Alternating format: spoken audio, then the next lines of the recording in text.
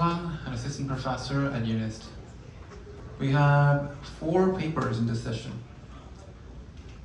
The first paper is Chasoň supporting cross-HBM channel data migration to enable efficient sparse algebraic acceleration. This paper will be presented by Ubaid Bakhtiar. Ubaid Bakhtiar is a PhD candidate at the University of Maryland, College Park, and a member of Computer Architecture and System Lab advised by Dr. Bahar, Asgari. His research focuses on optimizing resource utilization in accelerators for scientific computing and AI applications. His broader goal is to design architectures that makes large-scale computing fundamentally more power and resource efficient. Ubaid has published in top-tier venues such as Micro and DEC. Please give Ubaid a warm round of applause.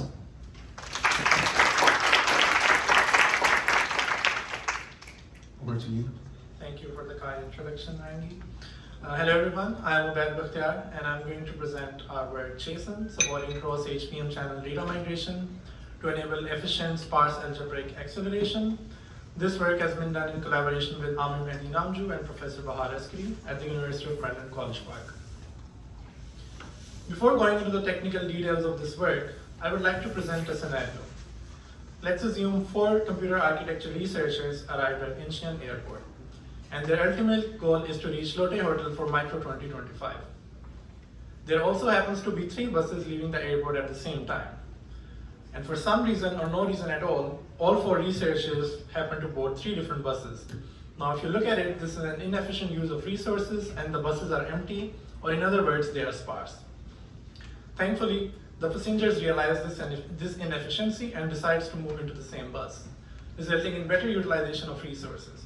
And as you can imagine, this is analogous to the cross-HBM channel data migration that I'm going to discuss in this presentation. Now let's move towards the outline of this presentation. First of all, I will talk a little bit about sparse algebra and the challenges in existing approaches. I will then move on towards discussing our proposed scheduling scheme and architecture. Then I will move towards the experimental setup that we used and the evaluation that we did against the state-of-art baselines. So the existence of zeros in a matrix is referred to as sparsity. And over the years, sparsity have become a critical building block and a deliberate design goal in a wide range of applications. For example, in generative AI models such as LLMs, they are prone to induce sparsity and reduce the data requirement. In scientific computing, sparse linear systems arise in the simulation of physical systems like fluid dynamics or circuit design. And naturally, because of sparsity, these applications have sparse algebraic kernels, where at least one operand is sparse. For example, we have sparse matrix dense matrix multiplication prevalent in machine learning applications. We have sparse matrix dense vector multiplications prevalent in scientific computing. And we also have sparse matrix multiplications. The memory accesses in these kernels are irregular and scattered, making them memory bound, meaning performance is limited not by computation, but by how fast and efficiently the data can be fetched from the memory. Moving on towards the challenges of these sparse algebraic kernels. With the resurgence in systolic arrays, the research community is developing novel streaming or data flow accelerator for these kernels. The things that make streaming accelerator important and relevant are their data-driven execution model, where operations are initiated as soon as the inputs are available. This greatly reduces the control overhead. By avoiding instruction fetch and decode, the streaming accelerators result in highly parallelizable designs, achieving lower latency and energy costs while maintaining deterministic performance. In streaming or data flow accelerators, there is typically a one-to-one mapping between where the data is placed in memory and the compute unit. In other words, memory and compute are co-optimized. This tight coupling makes data scheduling a critical design factor, because how and where the data is placed directly impacts the resource or the hardware utilization. To understand this, let's consider this example. Here we have 4 HBM channels holding input data, and each HBM channel is assigned to a dedicated compute engine, ensuring that the architecture aligns seamlessly with the way the data is scheduled. Now, the order in which computations happen in the compute engine is exactly similar to how the data is scheduled in the HBM channel. This means if a data is poorly scheduled or placed in an HBM channel, then the data will be poorly executed in its corresponding compute engine. One of the most naive way of scheduling data in the memory, or equivalently on the compute engine, is row-based non-zero scheduling. In row-based scheduling, the rows are assigned to the PEs based on the modulo of row ID with total number of PEs. In this example, if we have 4 PEs with HBM associated with HBM channel 0, then the rows assigned to 0th PE shall be row 0, row 4, row 8, and so on. The corresponding instructions will look like this. And as you can see, there is a row dependency between instruction 1 and instruction 2. There is also a dependency between instruction 2 and instruction 3. And because of this dependency, this is how the pipeline will look like, assuming that this addition operation is taking 10 clock cycles. The throughput is not ideal, so is the PE underutilization. They both are not what we want them to be. This inefficiency has been addressed by the state-of-art non-zero scheduling method called PE-aware non-zero scheduling. In this scheduling scheme, instead of scheduling all the instructions of one row before moving on to the next, it follows a cyclic assignment. In other words, the first instruction will correspond to row 0, the second instruction will correspond to row 4, the third instruction will correspond to row 8, and so on. Consequently, this is how the pipeline will look like till the 6th clock cycle. But there is a problem. After scheduling the 6th instruction, there are no more non-zeros to schedule from a new row. So the instruction from row 0 is scheduled. But as you can see, and based on our assumption that the addition operation is taking 10 clock cycles, there is a row dependency. And consequently, there are still stalls in the pipeline of our PEs. To further validate this underutilization, oh, by the way, it is still not there. The throughput and the underutilization is still not there where we want it to be. To validate this assumption, to validate this P underutilization in practical scenarios, we ran experiments on 800 pseudo-sparse matrices. It turns out the PE-aware non-zero scheduling results in a very underutilized processing element placements and scheduling, with most of the workloads being underutilized by 69%. Now the goal of this work is to move the curve as far to the left as possible. In other words, we want to improve this underutilization. But the question is, why should we care about the PE underutilization? To answer this question, let's go through a brief overview of the state of things post-Moore's Law era. We know that the traditional scaling of transistor density is slowing down, making it harder to rely on technology scaling for performance improvements. Despite the advancements in computational power, modern supercomputers like Fugaku and Frontier, they only achieve a fraction of their peak theoretical performance. This inefficiency highlights a critical challenge. They need to optimize resource utilization and reduce underutilization of processing elements. On top of that, real-world applications across domains ranging from machine learning and data analytics demand smarter resource management for better performance. This means that improving computational throughput now depends more on smart architecture and efficient use, rather than raw hardware scaling. And I just put this cartoon that pretty much shows what is the state of affairs right now and what the whole motivation of this presentation is. Moving on to the key insight of our work, to reduce the number of stalls and resource underutilization in a PE associated with an HBM channel, we can schedule the instructions from a PE of a neighboring channel in the current PE. This is made possible by migrating the values from across the HBM channels in the scheduling step and providing relevant architectural support. For the first contribution of our work, we are introducing our novel scheduling scheme. Cross HBM channel out of order scheduling, or short for CRHCS, is our proposed scheduling scheme.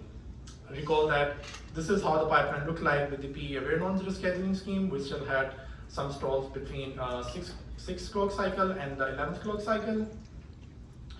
And look, let's assume that these are the rows that are assigned to the PEs associated with channel 1, and the corresponding instructions are as follows. What we do is CRHCS schedule these instructions to the PEs of channel 0. And consequently, the stalls between the 6th clock cycle and the 11th clock cycles are filled with some more instructions. Consequently, we now have throughput where we want it to be, and we also have the PE underutilization equal to 0%. To dive deep in the mechanism of CRHCS, let's look at this example. Here we have two channels. Both of these channels have some zeros and some non-zeros. They are scheduled using the PE-aware non-zero scheduling scheme.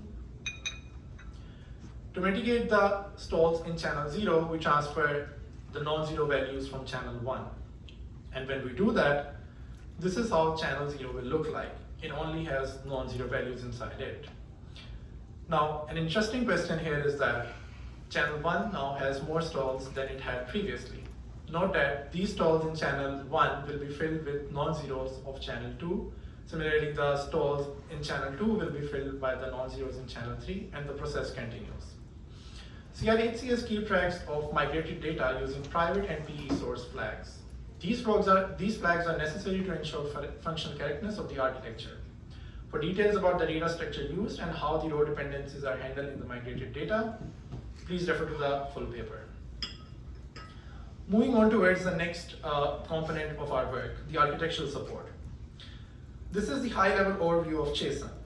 We are using 16 input channels for matrix A with a corresponding processing element group for each of these channels. We are only using one input channel for X and Y vector, and similarly we are only using one output channel for Y vector. The reason we are using only one channel for storing the vector is obvious. The size of vector is way smaller than the actual sparse matrix.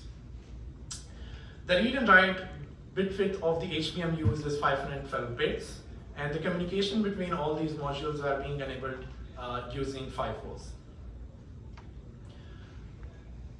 For the architecture of PEG, the first most important thing to understand is that Chasoň is designed to handle computations on FP32 values.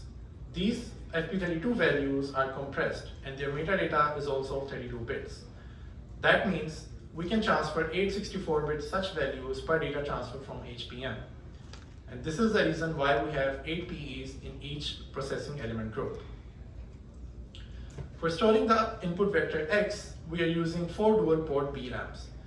These dual-port BRAMs enable accesses by 2 PEs in parallel without causing any conflicts. Zooming further in, the PE is just a combination of a multiplier and an adder. We also have a router logic here. This router unit is responsible for routing the partial outputs from the correct on-chip memory, which is a URAM in our architecture, to the correct operand in the router or the adder. If the MAC operation was done for migrated data, then the router will fetch the values from the shared channel URAM group. Else, it will be fetched from the private URAM group. And as you can see, this is made possible because in our CR8CS scheduler, we kept record of the migrated data using the private flag and the PE source flag. Now the data coming from this stored in the shared channel URAM group will be reduced using the reduction unit. Moving on towards the experimental setup, we implemented Chasoň on AMD LBU55C FPGA. We used high-level synthesis and TAPA framework. On the right-hand side, you can see the layout of Chasoň on AMD LBU55C. We generated the layout and the bit stream of our architecture using rapid stream. Chasoň achieves a peak frequency of 301 MHz and approximately 48 watts of power. Chasoň logic is only taking 8% of the total power, and the on-chip memory is also, power consumption is also very small, about 7% in total for both VRAM and URAM. For the baselines, we used CPU baselines, we used Intel Core i9, we used the most optimized version of Intel Math kernel library.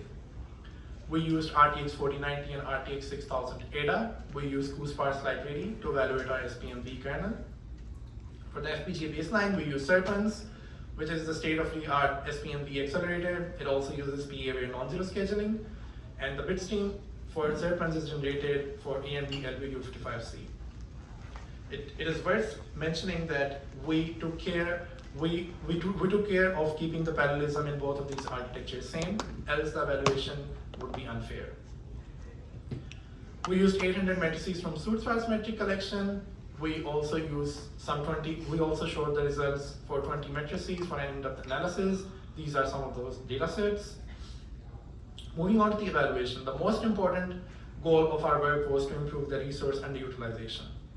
And as you can see, there is a high probability of P underutilization of more than 50% in Serpens, with the most workloads being 69% underutilized.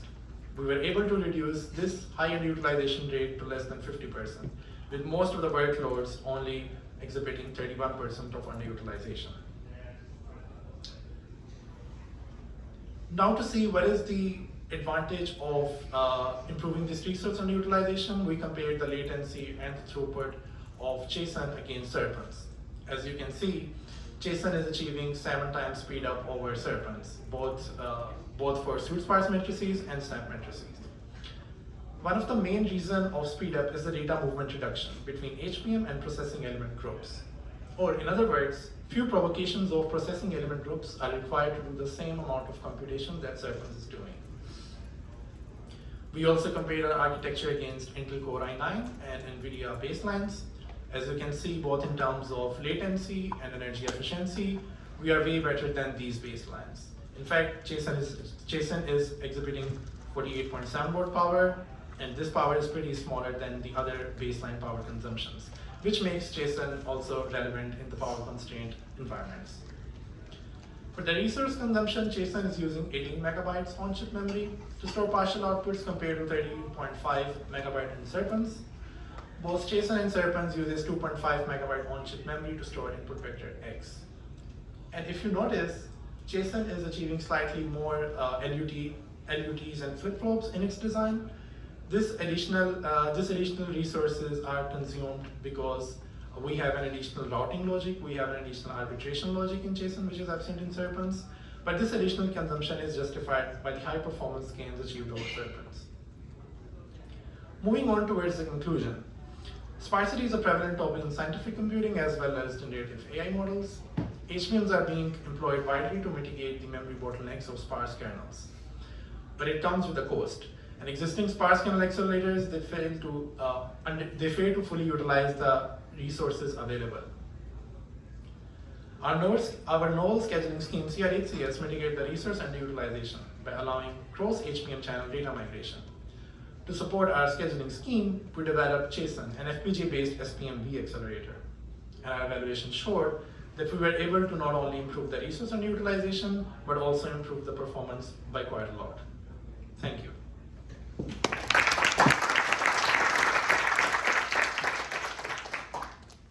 If you have any question, please raise your hand.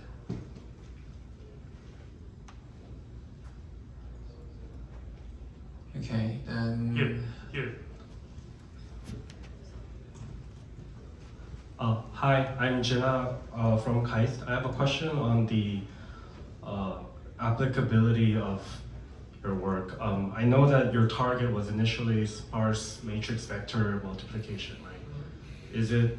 How applicable is it to like sparse matrix multiplications and other sparse operations, if I'm missing any? Yeah, that's a great question. In fact, in our paper, we have this section which talks about its applicability on SPMM. It can also be applicable on SP-GEM kernels, also on SP-TRSP kernels, the triangular solvers. So it is applicable throughout. But for the sake of this work, for the evaluations, we only showed the SPMV evaluations. And for the PE-aware non-zero scheduling, which was the baseline, it was used in all these accelerators for SPMM, SP-GEM, and different sort of sparse kernels. So extending that fact, we can also apply CR8CS, our scheduling scheme, to all these kernels. But it is also true that you also have to configure your architecture accordingly. Thank you. Any more questions?